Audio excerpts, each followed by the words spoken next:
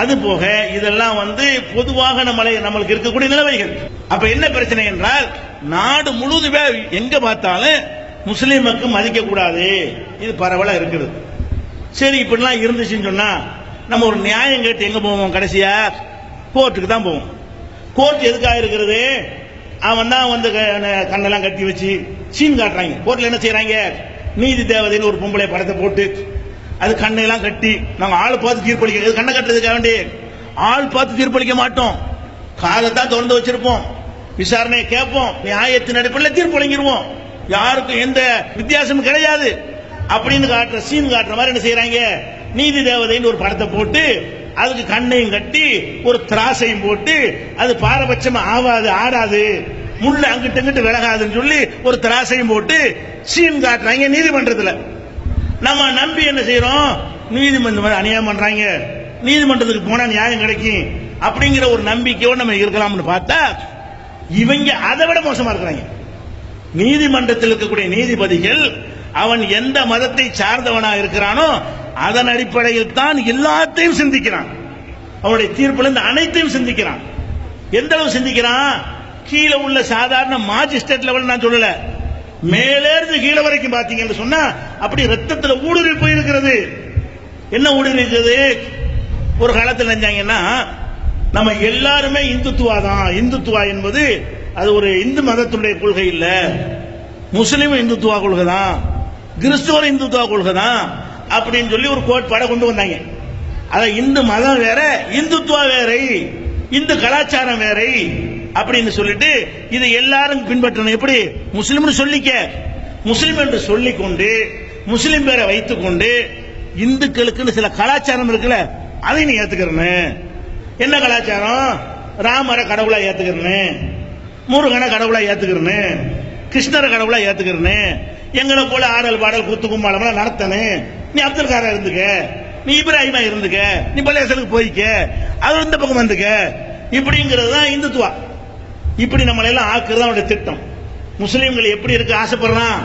இந்த நாட்டில் நீங்கள் முஸ்லீம்களாக இருப்பதாக இருந்தால் தாராளமா தொழுது கொள்ளுங்கள், தாராளமா நோன்பு நோத்துக் கொள்ளுங்கள், தாராளமா முஸ்லீம் பேரை வைத்துக் கொள்ளுங்கள், ஜக்காத்து கொடுங்கள், அதோட ராமரையும் கும்பிடுங்க, அதோட கிருஷ்ணரையும் கும்பிடுங்க, அதோட சாமியார் காலில் விழுந்து ஆசீர்வாதம் பண்ணுங்க. இதுதான் இந்துத்துவ கொள்கை. இந்த கொள்கையில் ஒருத்தன் இருந்தான்னு வைங்களேன், அவனை ஆகா ஓன்னு தூக்குவாங்க. உதாரணம் அப்துல் கலாம், அவர் மார்க்கத்தை ஒன்றும் கடைப்பிடிக்கவே இல்லை, கடைப்பிடிச்சா கூட பிரச்சனை இல்லை. அவர் போகாத கோயில் கிடையாது, வணங்காத சாமி கிடையாது, நிர்வாணமா இருக்கான் ஒருத்தன். அவனை மேல உட்கார வச்சுக்கிட்டு குடியரசு எவ்வளவு பெரிய கண்ணியம், விஞ்ஞானி எவ்வளவு பெரிய கண்ணியம், ராக்கெட் விடுற அளவுக்கு அறிவு எவ்வளவு பெரிய கண்ணியம், அம்புடி கிழதிக்கு போட்டு சம்மணம் போட்டு உட்காந்து அவன் நிர்வாணமா இருக்கிறவன் கையை வச்சு ஆசி வழங்குறான், இவன் ஆசி வாங்குறான். அட, நிர்வாணமா ஒரு மனுஷன் இருக்கக்கூடாதுங்கிற அறிவு கூட இல்லாத விஞ்ஞானியா? ஒரு மனிதன் நிர்வாணமா இருக்கக்கூடாது, உடையணி என்கிற நாகரிகத்தை அறியாத ஒரு மடையனுக்கு முன்னாடி நின்று கீழே சமணம் போட்டு உட்கார்ந்து இருந்தவர் யாரு? அவருக்கு மரியாதை பத்தியா? நீங்கள் அப்படி நடந்தால் உங்களுக்கு இந்த நாட்டில் மரியாதை என்ன மரியாதை இருக்கு? நீங்க முஸ்லீமா இருந்துக்கிறீங்க, ஒரு கோவில் விடாதீங்க, தலைப்பு செய்து நீங்க தான். அப்ப என்ன எதிர்பார்க்கிறான்? நீங்கள் இஸ்லாத்தை கைவிட்டு விட்டு பெயருக்கு முஸ்லீமா இருங்கள். எங்கே தூக்கி வைப்போம்? முஸ்லீமா வாழ்ந்தேன்னு சொல்ல நடக்கிறது வேற, தனி கொள்கையில் வைத்தால் உன்னை அங்கீகரிக்க மாட்டோம். இதுதான் இந்துத்துவங்கிறது. இப்படி ஒரு கொள்கையை கொண்டு வந்தாங்க. இதை எதிர்த்து கோர்ட்ல கேஸ் போடுறாங்க.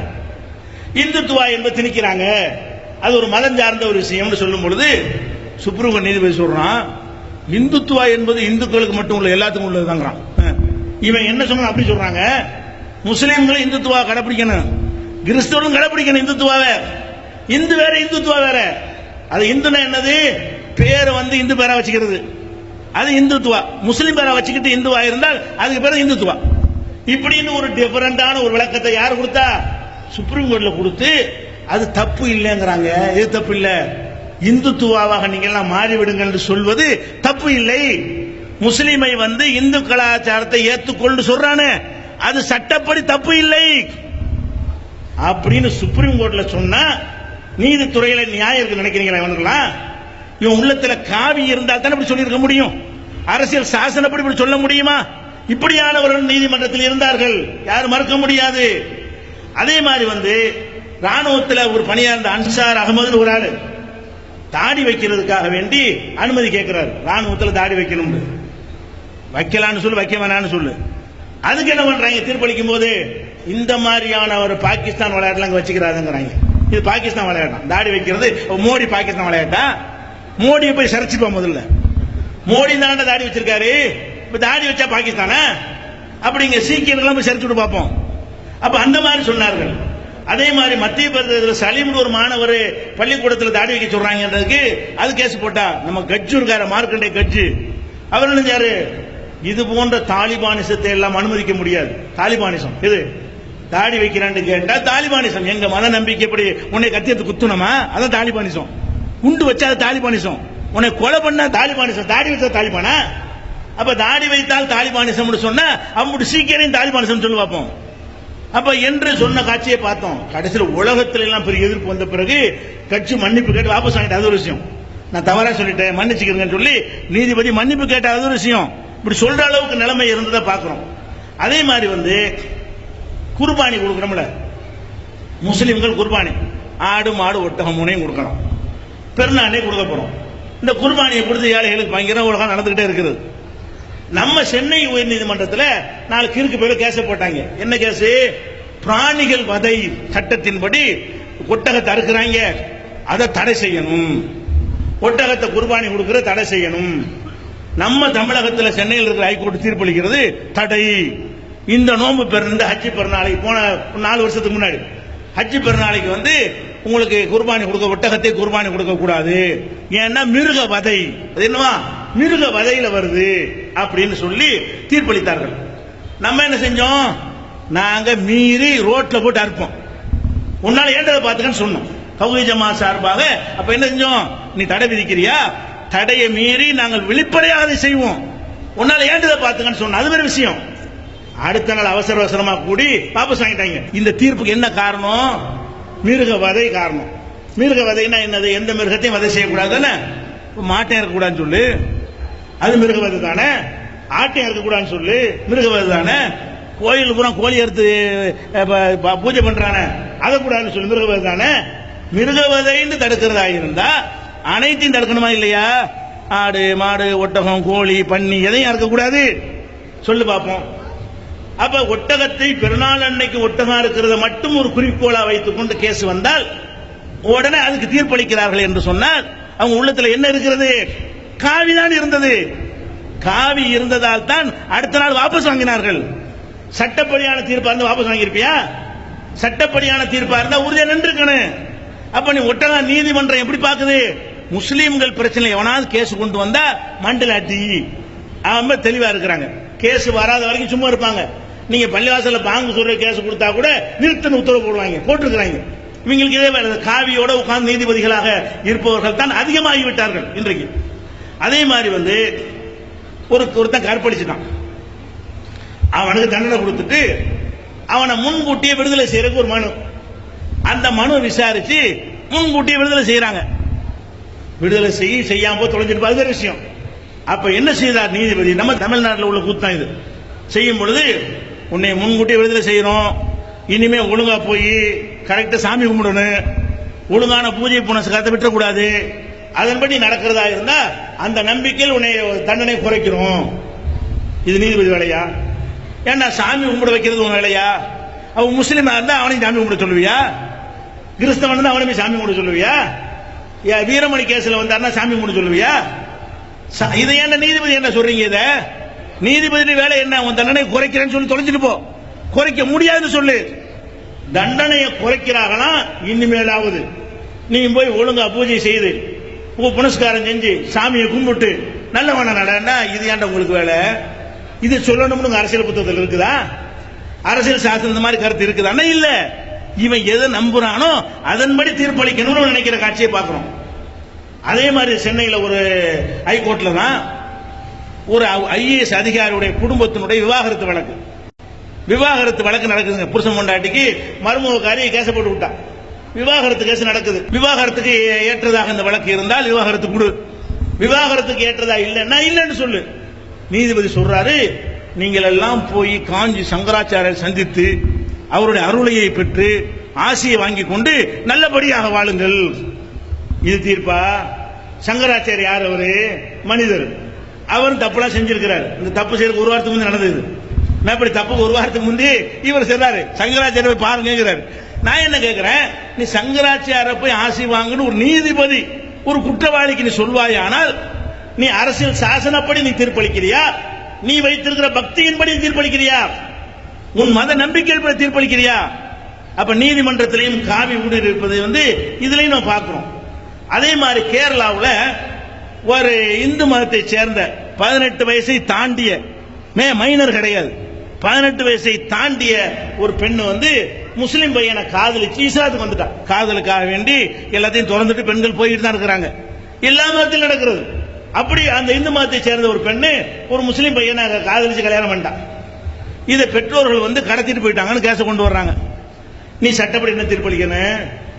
சட்டப்படி என்ன தீர்ப்பளிக்கணும்? மேஜர், அவங்க மேஜர், வயசான ஆளு, குழந்தை கிடையாது, 18 வயசு ஆயிடுச்சு. அந்த பொண்ணு சொல்லுது, என்ன யாரு கடத்தல, நான் மன விரும்பிதான் இவரை திருமணம் செய்து கொண்டேன், மனப்பூர்வமாகத்தான் இஸ்லாத்தை ஏற்றுக்கொண்டேன்.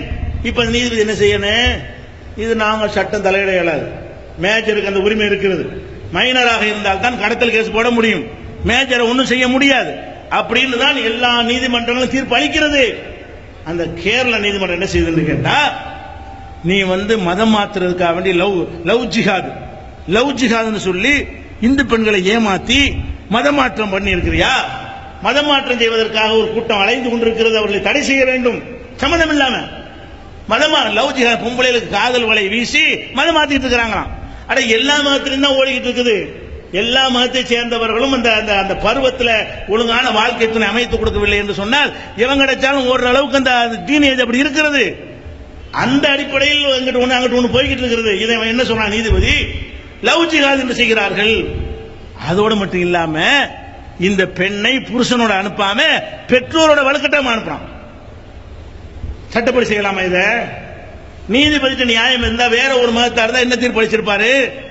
நாட்டில் உள்ள எல்லா நீதிமன்றங்களும் எப்படி தீர்ப்பு அளிக்கிறது? அப்ப நீதிமன்றத்தில் உட்கார்ந்து கொண்டே காவிய சிந்தனைகள் இருக்கிறது.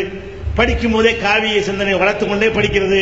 முஸ்லிம்களை ஒழிப்பதற்கு நம்ம அந்த சீட்ல உட்கார்ந்து என்ன செய்யலாம், என்னென்ன வாய்ப்பு கிடைக்குமா போலாம் பழி வாங்கலாம் என்று நினைத்துக் கொண்டே படிக்கிறது. அதன்படி நீதிபதியா வர்றது. அப்பதானே உங்களை சிந்தனை. அப்ப நீதிமன்றம் அப்படி தான் எப்படி நம்புறது? போலீஸ் சரியில்லை, அதிகாரி சரியில்லை, நீதிபதிக்கு போனா அவன் இந்த மாதிரி அறிவுரை சொல்றவனா இருக்கிறான், பாரபட்சமா நடக்கிறான். இதை நம்ம பார்க்கிறோம். அதே மாதிரி இந்த குஷ்பு இருந்தாங்கல்ல, கல்யாணம் பண்ணாமையே ஆம்பளை பொம்பளை சும்மா ஜாலியா இருக்கலாம்னு சொல்லிட்டு அந்த பொம்பளை சொல்லிடுச்சு. அது சுதந்திரம். புருஷனோட தான் வாழ வேண்டிய அவசியம் கிடையாது. பொம்பளைக்கு விரும்பினா இவனோட இருக்கலாம், நாளைக்கு அவனோட இருக்கலாம். கல்யாணம் செய்துதான் வாழ வேண்டும் என்பது அவசியம் இல்லைன்னு ஒரு இந்தியாவுடைய பத்திரிகையில சொல்லி அது பெரிய போராட்டம் பண்ணி பெரிய பஞ்சாயத்தாயி பெரிய கேஸ் நடந்துச்சுங்க. அந்த கேஸ் சுப்ரீம் கோர்ட் வரைக்கும் அப்பீல்ல போகுது. சுப்ரீம் கோர்ட்ல தீர்ப்பளிக்கிறான். என்னது? குஷ்பு சொன்னது தவறு இல்லை. சரி தொலைஞ்சிருப்போம் சொல்லிட்டு போ. சட்டத்தில் இடம் இருக்குதா? உன் சட்ட புஸ்தகத்தை காட்டி இந்தியாவுடைய இபிகோ சட்டத்தின்படி இந்த குஷ்பு சொன்ன தவறு இல்லைன்னு தீர்ப்பளித்தால் ஏதோ உன் சட்டம் அப்படி இருக்குன்னு சொல்லி விட்டு போயிருவோம். இவன் என்ன சொன்ன நீதிபதி, நாம் மதிக்கக்கூடிய கிருஷ்ண பரமாத்மா அவரு, நாம் பெரிதும் மதிக்கக்கூடிய ராதை, 2 பேர் கல்யாணம் பண்ணிக்கிட்டாங்க.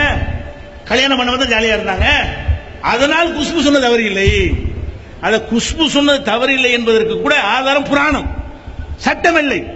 குஷ்பு சொன்ன தவறுக்கு இந்திய சட்டப்படி தப்புன்னு சொல்லி, அல்ல இந்திய சட்டப்படி தப்பு இல்லைன்னு சொல்லி, கிருஷ்ண பரமாத்மாவும் ராதையும் ஜாலியா இருந்தாங்களே, அவங்க கல்யாணம் பண்ணாங்களா? கல்யாணம் பண்ணாம தானே இருந்தாங்க. அது எப்படி குஷ்பு சொன்ன தப்பாகும்? அப்ப இவன் மனசுல என்ன இருக்கு? நீ கட்ட பஞ்சாயத்து பண்ணி ஏதாவது ஒரு கோயில உட்காந்து கட்ட பஞ்சாயத்து பண்ணு. அடே நாட்டுடைய கோர்ட்ல உட்கார்ந்து சுப்ரீம் கோர்ட்ல உட்கார்ந்து தீர்ப்பு சொல்றவன் எதுக்குடா இந்த புராணத்தை ஆதாரமா காட்டுற? அப்ப புராணங்கள்ல இருக்கிறதெல்லாம் ஓகேயா?